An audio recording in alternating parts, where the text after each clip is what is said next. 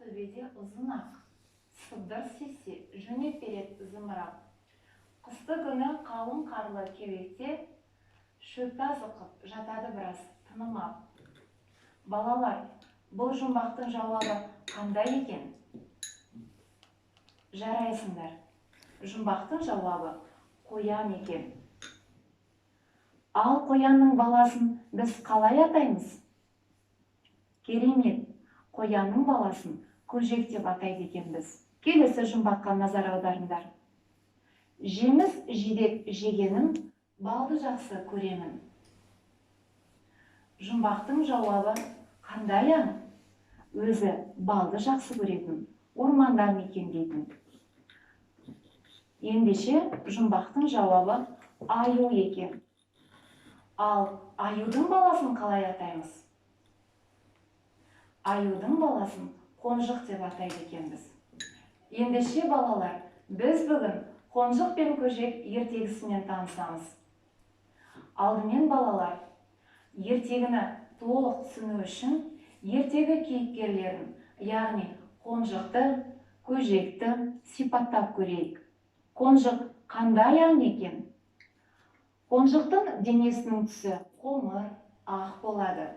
Жүні қалың, басы дәу, құлағы кішкентай, құйрығы қысқа болады екен, және тырнақтары ұзын екен. Ал көжек сұр түсті болады, құлағы ұзын, құйрығы қысқа, артқы аяқтары алдыңғы аяқтарына қарағанда ұзынырақ, көзі қыли және үлкен. Балалар, сендер қонжық пен көжекті дұрыс сипаттадыңдар. Жарайсыңдар. Балалар, сендер ертегі тыңдағанды, ертегі оқығанды жақсы көресіңдер ме?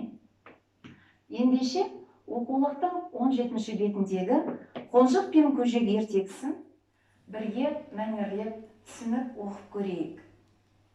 Қонжық пен көжек. Бірде қоянның көжегі енесіне келіп шағыныпты. Аюдың қонжығы мені бадырақ көз деп мазақтайды, дейді жыламсырап. Енесі, одан басқа не деді? Дейді.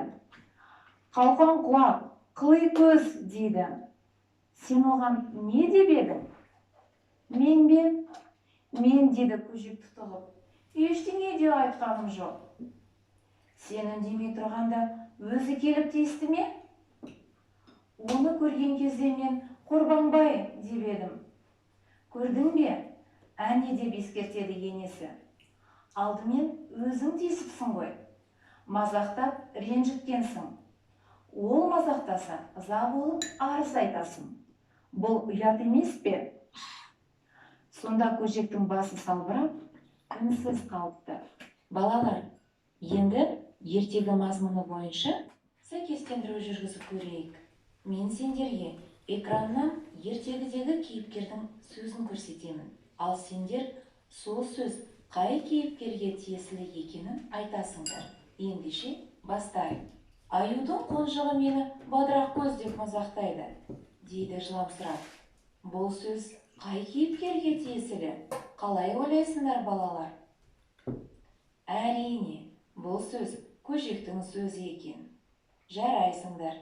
Келесі сөзге назар аударыңдар. Қалқан құлақ, қыли көз деп қай кейіпкер айтыпты? Я, қонжық айтқан екен. Бәрекелді, дұрыс таптыңдар деп ойлаймын. Ендеше тағы бір үзінді келтіріп көрейін. Мен бе? Мен ештеңе айтқаным жоқ деп қонжық айтты ма? Әлде көжек айтты ма? Ойланып тауып көріңдер. Я, бұл көжектің сөзі екен. Бәрекелді, балалар. Балалар, ертегіні толық түсіну үшін ертегі бойынша қонжық пен көжекті қалай сипаттағанын тауып көріңдерші. Оқулықтан қонжық пен көжекті қалай сипаттағанын тапсаңдар, қане экранға назар аударып, салыстырып көрейік. Қонжық Қорбанбай деп сипаттаған екен. Ал көжекті бадырақ көз, қалқан құлақ, қыли көз деп сипаттаған екен. Жарайсыңдар, ақылдыларым. Ал бұл сөздердің мағынасын түсіндіңдер ме? Ендеше сөздікпен жұмыс жүргізейік. Қалқан құлақ, құлағы үлкен, ұзын деген мағынаны береді. Ал қылый көз, көз қарашығының екеуі тікей емес, екі жаққа бағытталып тұрады. Бір нәрсеге назар салғанда қиғашынан көреді. Қорбаңдау, денесі ірі болғандықтан жылдам жүрмей, жетер жеріне асықпай жүріп жететін жүрісті атайды. Балалар, мен сендердің үлгілі оқушы болатындарыңа сенімдімін. Сол үшін ертегі желісімен келесі тапсырманы орындап көрейік. Экранға назар аударыңдар. Балалар, сендер көжек енесінің сөзінен кейін қатты ұялып, қонжықтан келіп кешірім сұрады деп ойлаңдар. Ендеше экрандағы үлгіге қарап, қонжық пен көжектің ортасында диалог құрастырыңдар. Қонжық, мен жаңа сені Қорбаңбай деп мазақтағаным дұрыс болмапты. Сол сөзіңмен сені ашуландырып алыппын. Шын мәнінде сен сүйкімдісің. Балалар, осы диалогты ары қарай жалғастырып көріңдер. Қонжық көжекке не деп жауап беруі мүмкін? Көжек не деп айтуы мүмкін? Қане, ойланып көріңдер. Ендеше балалар, диалогты оқып көрейік. Қонжық, сені Қорбаңбай деп мазақтағаным дұрыс болмапты. Сол сөзінен сені ашуландырып алыппын. Шын мәнінде сен сүйкімдісің.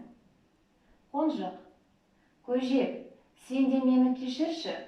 Сен кішкентай болсаң да, еңбекқор, жүйріксің. Көжек, мақтау сөзіңе рахмет, Қонжық. Екеуміз дос болайықшы. Қонжық, әрине көжек, екеуміз бірге жүрсек, дос болсақ, үнемі бір-бірімізге көмектесер едік. Көжек, ендеше Қонжық, жүр, анама барайық. Біздің дос болғанымызды көріп, қуанып қалсын. Балалар, осы диалогта не сезіндіңдер? Көрдіңдер ме, балалар?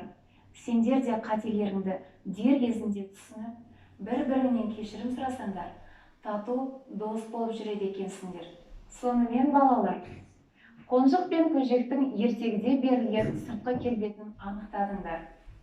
Тапсырмалар арқылы сипаттадыңдар. Кейіпкерлердің іс-әрекетін бағаладыңдар.